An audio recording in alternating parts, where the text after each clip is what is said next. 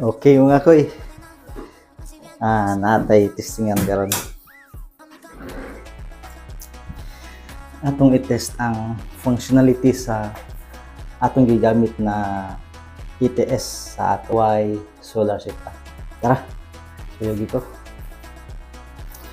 Okay, atong i-down ang Wico breaker. So napaw ang iyahang LED pero walay nahitabo. Atong ibalik, misiga siya, and then atong i-off ang solar. So ni-blink ang suga, no?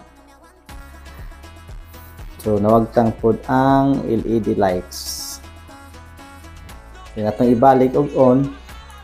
So mo switch pod ang iyahang lighting to solar supply na.